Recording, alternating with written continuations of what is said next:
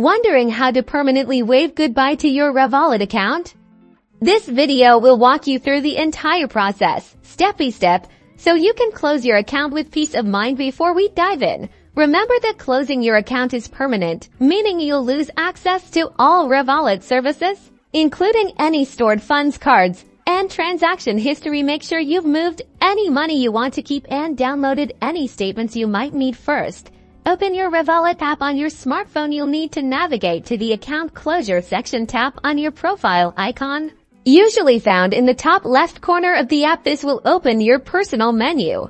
From the profile menu, look for an option like support or help. This is your gateway to Revolut's customer service and account management tools. Tap on this option to proceed.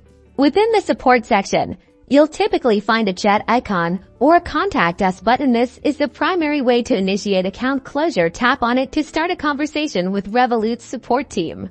Once the chat is open, you need to clearly state your intention. Type in a message like, "I want to close my Revolut account," or "request to close account." Be direct and clear.